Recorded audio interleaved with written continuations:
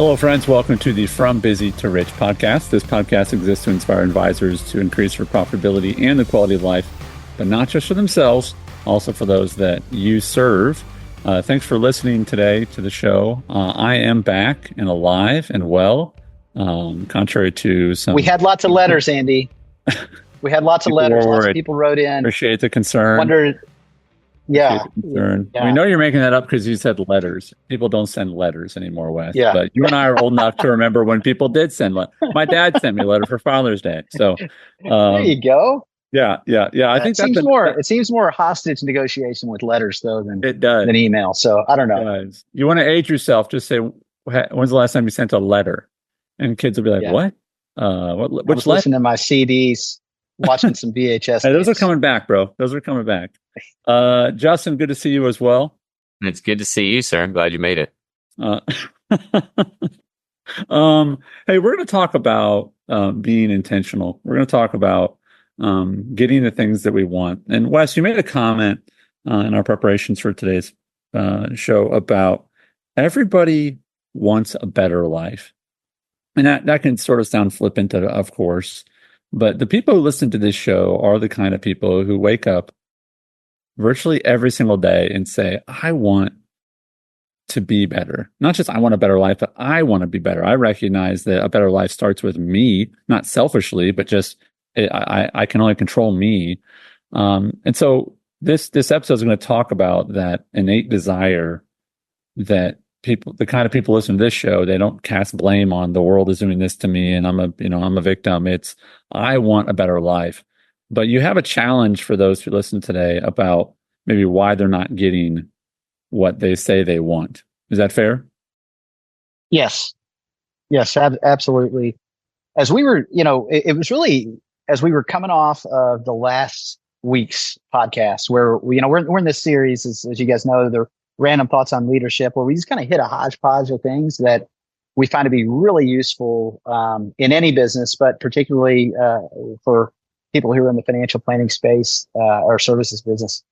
And last week we went over the default settings, and we talked a lot about, hey, you got to challenge your default settings because if you're not updating and upgrading, you tend to live a life of based on things you inherited or things that maybe you decided, but you've never like aged out. Maybe they're not serving you as well.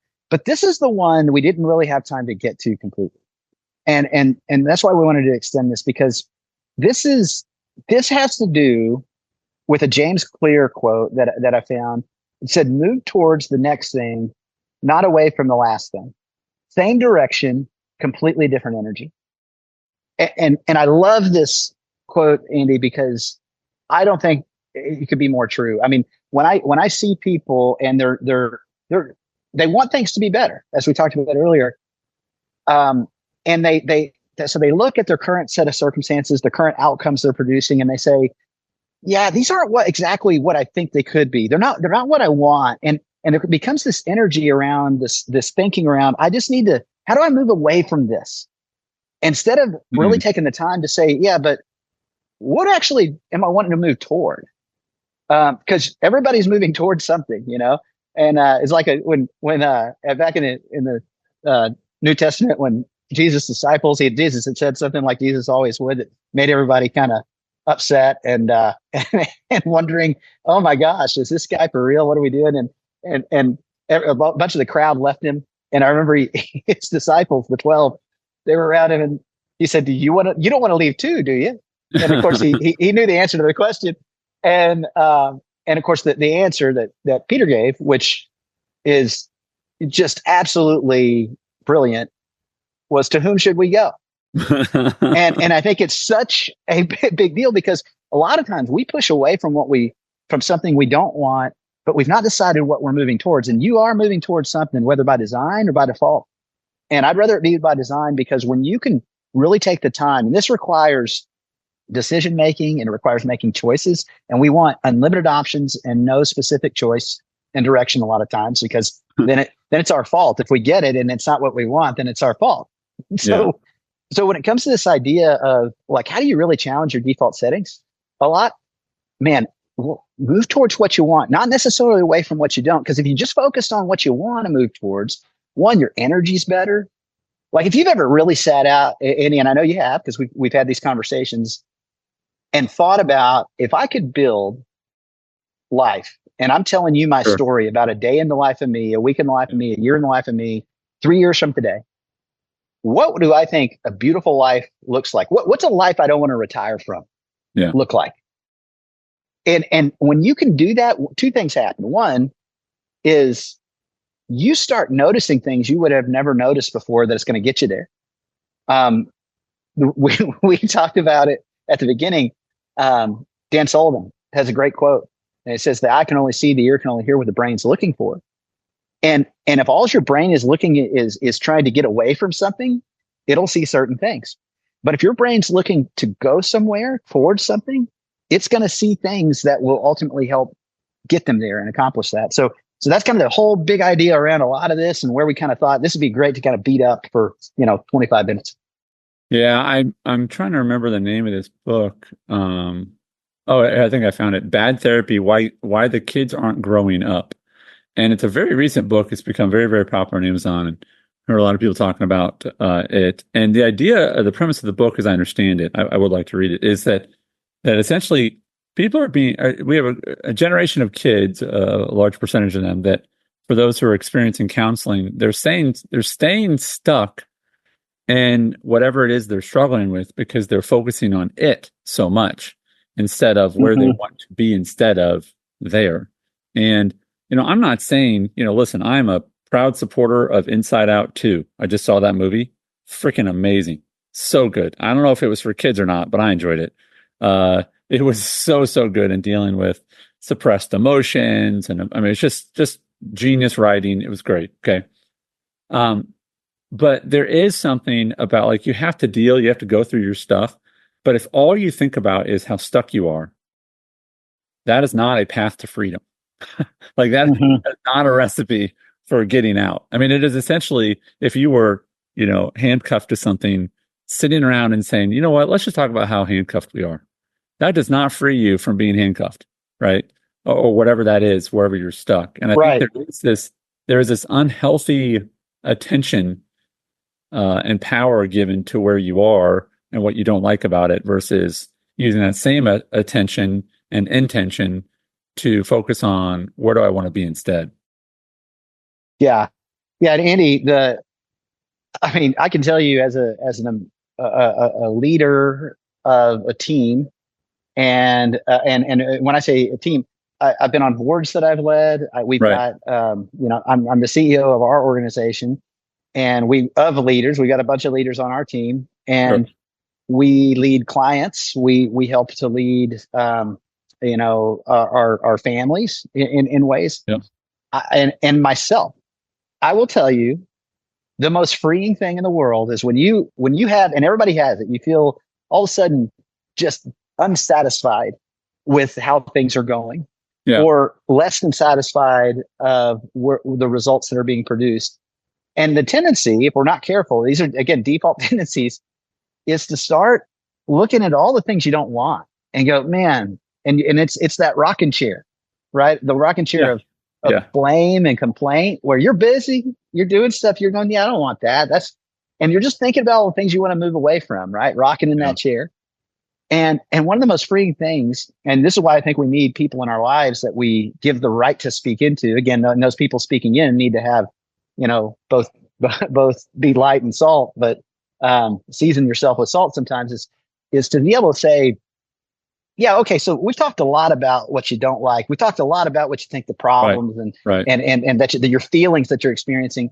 Yeah. If you could do it any way you want, what would be beautiful? Like, what do you want to move towards? Let's talk about that, because if we know what that is, we can actually do something about it in a specific direction instead of living in the chaos. And I thought you had a pretty good analogy, and I'd not seen the show that you're referencing, but about the guy that kind of creates his world. And Justin and I you want to talk about that? Riff on this a little bit. It's Dark Matter, right, Justin? Is that what it's called? Yeah, that's the show.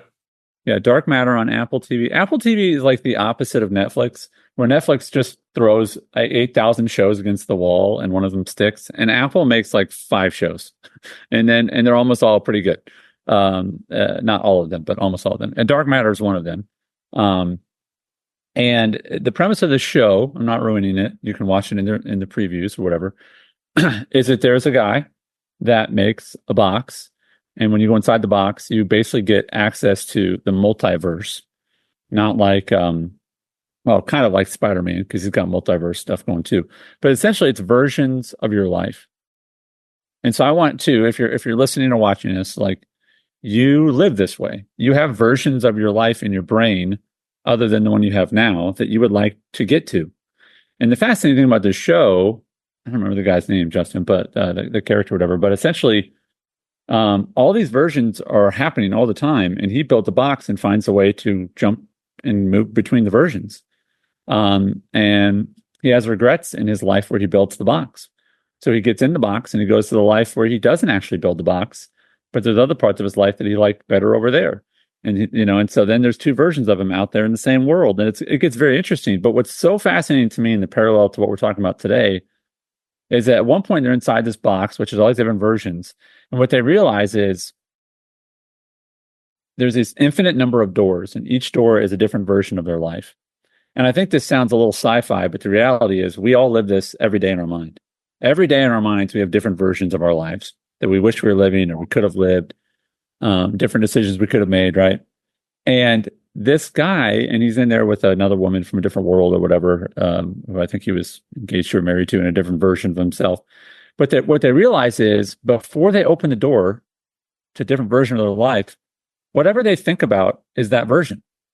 And I think that there's some real truth in what we focus on, we can become, or what we focus on, we will stay stuck in.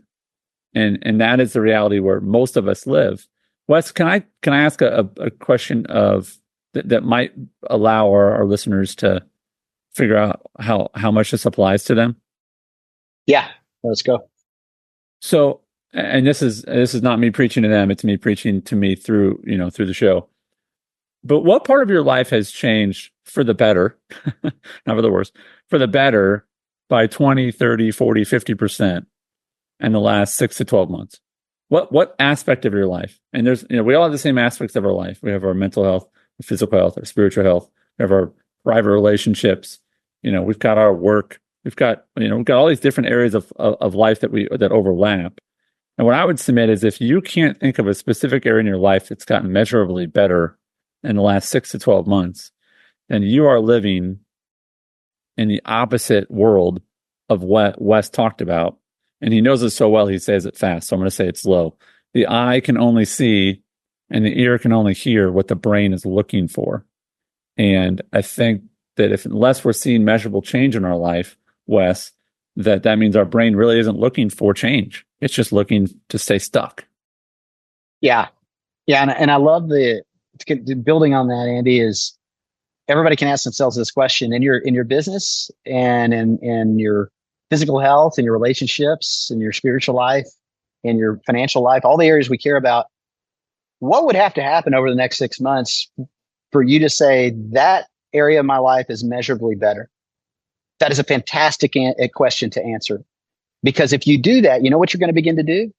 You're going to move towards what you want, and everything in your brain will conspire to help you.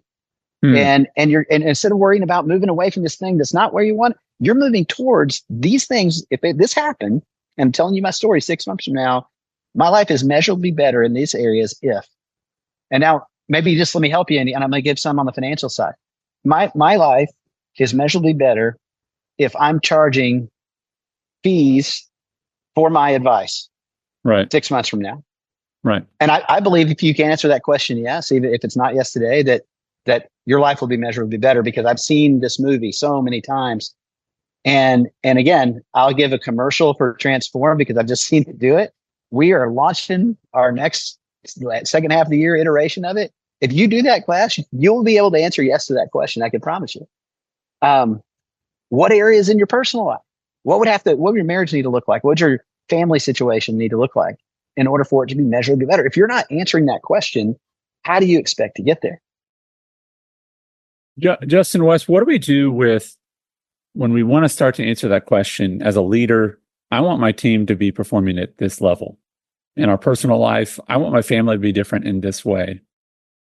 when you start to think about what you want to be different, and what you want to be different is essentially other people and how they behave, right?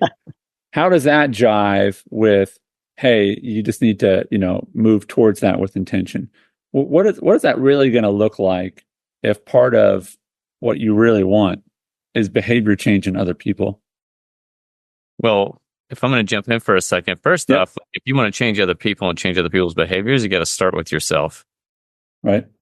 That's as a leader, you have to set the example. And I think it seems simple and it sounds overly simplified when I say it this way, but the reality is like part of the solution to the problem is focusing on solutions and possibilities versus the problem. So like if you want to change the behavior of another person or yourself, you want to change something about what you're doing that you dislike, like stop focusing on what the negative behavior is and start focusing on what it is that you want to see and cultivate that. Like, how do I create an environment? If it's this person doesn't seem bought in, they're not very responsive, they don't communicate really well. Well, how can I focus on cultivating a culture of better communication? Like, how can I set that example and focus on that? Like, if you want to do that for yourself, I'm really frustrated that I do all this work for people, but, they don't move forward with this life insurance product, and then I'm out all this work, and then I didn't do anything, like as an advisor. Well, instead of focusing on that as a frustration, like I'm switched to cultivating the idea of the opportunity of what's possible. Well, hey, it is possible that I could be paid for all of that advice and consideration and everything else. And how do I focus on cultivating that versus the problem? Because again, if you stay focused on the problem, then the problem will it's the law of attraction. You're going to attract more of what you focus on. So instead of shifting on that, focus on cultivating what it is that you're actually looking for. So it's kind of that two-part process. Like, what would you like to see? Mm-hmm. And then how can I create an environment to attract and inspire that, whether it's for myself, within my family, or within whoever it is that you're leading in your team. Wes, how much of your energy is spent on other people's behavior after all these years of leadership? Very little, because what you can do is you can create clarity and you can create direction. And what you find is people that ultimately don't want to participate in that, if you say, here's where we're going together as a team, and which we do regularly, and we give people the opportunity to have feedback. Here's what we believe beautiful looks like as an organization, that everybody is optimal. And why we care about that, why we think that would be a great outcome. And does everybody agree? Or does anybody have something they want to add to that? What ends up happening is either people are with you and excited about that, or they're not. And those that are not just don't stay on the bus very long. Those that are, what you're giving them is something to run to, something to live up to. Mm-hmm. Rather than something to, you're saying, hey, you fix all these things. Just say, hey, here's where we're going. And here's ultimately what we have to do in order to get there based on what we've seen.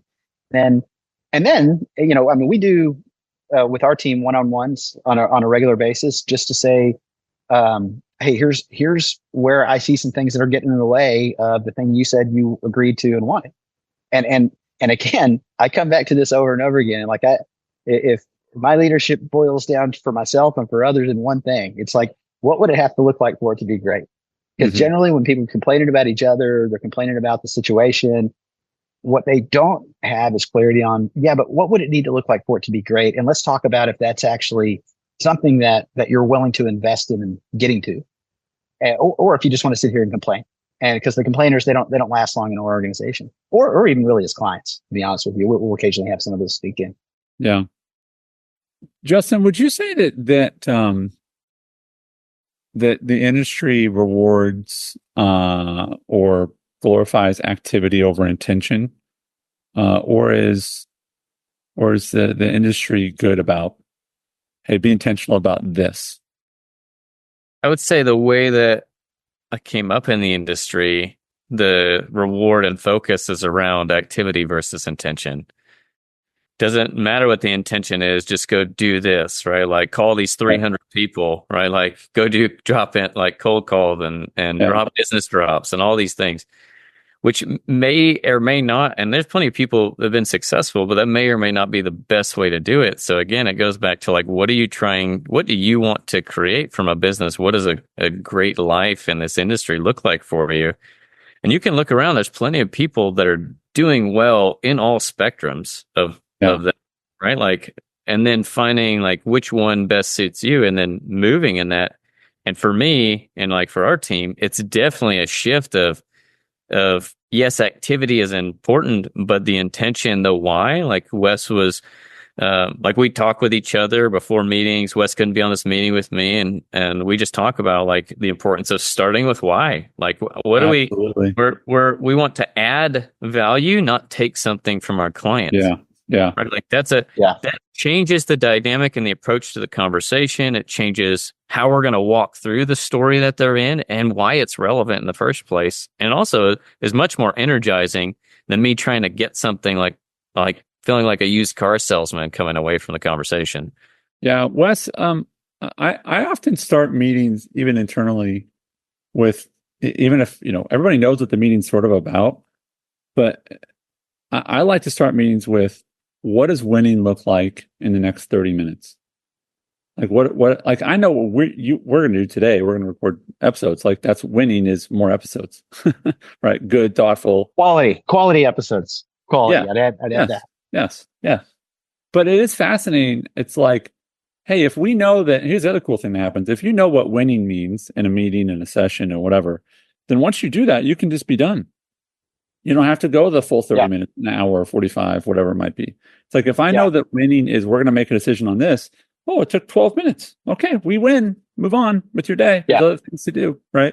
But I find it fascinating that so many people can come to the same meeting with different, like different agendas for winning. Well, that's a problem. And Andy, I would even say that most of the time, most people, they've not wrapped what winning looks like in language. So one of I think the greatest gifts an advisor can give to a client is to remind them and renew their minds to what really a rich life looks like to them. And like we always talk about, it kind of falls in three broad categories, but it's, hey, to some extent, meaningful financial planning is all about the alignment of the use of capital, your time, talent, energy, money, with what you really care about. But to some extent, if we're living a rich life, it looks something like this. One, I have a healthy income. And I've got a way that I'm creating that I enjoy. And two, and a healthy income is always one that's larger than what you consume, by the way. And two, I am building economic value outside of myself so that one day work is optional, or if it already is optional, I can keep it that way because I've structured it in such a way that whether I'm trading time for money or not, I'm still creating a healthy income, even if I'm not doing it with my human capital. And then third is most people care about making a positive impact on their heirs. And so when you can wrap in language, whatever version of that theirs is, and how they're going about living life and doing that, because it's different for everybody, then you can start talking about, okay, let's talk about all the things that are relevant to that. I had a phone call the other day with a client that, they're a fee-based holistic financial planning client of ours. And I just got on the phone with him, and this conversation took 3 minutes. And I said, hey, you know how we have fixed money and variable money because we're growing that in order to one day have your work be optional? And he said, yeah, I do. And I said, yeah. And it's because he's in the middle of his workday. I said, well, we're getting closer to that. Markets have gone way up and it's time to rebalance. And we need to grab some of that profit and push it down into the fixed, and you're at a fixed. So let's go ahead and convert some of this term insurance that you have into a cash value life insurance contract that can be stored in your fixed money, so that we can keep your balance between your variable and your fixed, like we talked about. And he's like, absolutely, let's go ahead and do it. It took 3 minutes. Now, of course, we do all, and again, we teach what we do every month. Everybody gets a strategy summary. We meet in the mid-years and we have year-end meetings or year-end meeting. But, most of the time, and this was not a small premium, Andy, this is over $100,000.